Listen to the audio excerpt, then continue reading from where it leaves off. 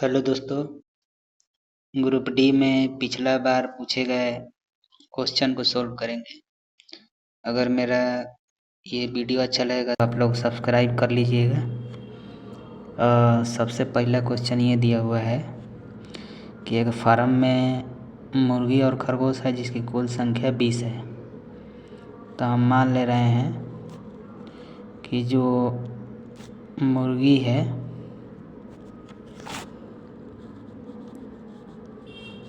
उसकी संख्या x है, खरगोश की संख्या y है। ठीक है। कुल 20 प्राणी है, यानी कि मुर्गी की संख्या और खरगोश की संख्या मिला करके 20 है। और पैरों की कुल संख्या देखिए, मुर्गी के 2 पैर होता है तो x में हम 2 से गुणा कर लेंगे, प्लस खरगोश का भी 2 पैर होता है।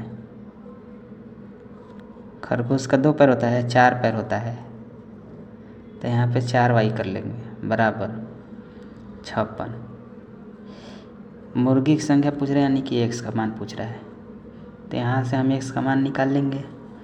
अगर पहला इक्वेशन में हम 4 ले गुणा करेंगे 4 से तो हो जाएगा 4x प्लस 4y बराबर 80। इसी को सॉल्व कर लेंगे। यहाँ माइनस हो जाएगा, माइनस हो जाएगा, माइनस हो जाएगा, ये कट जाएगा। 4x में से 2x जाएगा तो -2x होगा बराबर 80 में से 56 जाएगा, 24 हो जाएगा माइनस में। ये माइनस माइनस कैंसिल, 2 से 24 12 बार में कटेगा, यानी कि x का मान क्या आ जाएगा 12।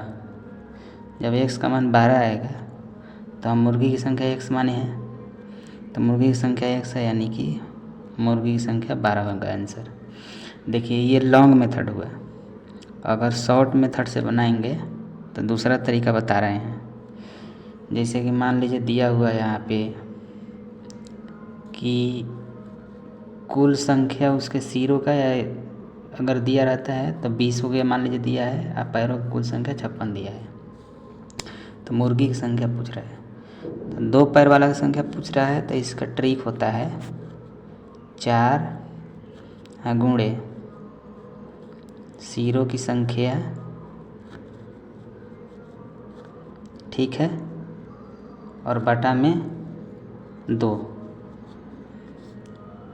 और कुछ नहीं करना है। यहाँ पे माइनस पैरों की संख्या कर लेंगे, 4 गुणे सिरों की संख्या माइनस पैर की संख्या बटा में 2। देखिए डायरेक्ट निकाल रहे हैं, 2 पैर वाला की संख्या का यही फार्मूला है। तो यहाँ क्या करेंगे, हम 4 रखेंगे गुणे सिर की संख्या टोटल 20 है, माइनस पैर की संख्या टोटल 56 है, और बटा में 2। ठीक है। यहाँ गुणा करेंगे तो 80, 80 में 56 घटेगा तो 24 हो जाएगा। 24 में 2 से हम क्या करेंगे, भाग दे देंगे, तो आ जाएगा 12। डायरेक्ट ट्रिक से आ गया 12। अगला क्वेश्चन सॉल्व करेंगे। देखिए किसी भी त्रिभुज में यहाँ पूछ रहा है कि कोणों के सही समूह की पहचान करें। किसी त्रिभुज में तीनों अंतःकोणों का जो योग होता है वो 180 होता है। A + B + C 180 डिग्री होगा, ना 180 से कम होगा ना 180 से ज़्यादा होगा। तो देखिए इसको हम ए ऑप्शन को जोड़ेंगे तो ये कितना हो जाएगा, 210 डिग्री आ रहा है तीनों कोणों का योगफल। इसको जोड़ेंगे 190 डिग्री आ रहा है, इसको जोड़ेंगे 220 आ रहा है, इसको जोड़ेंगे तो 180 आएगा।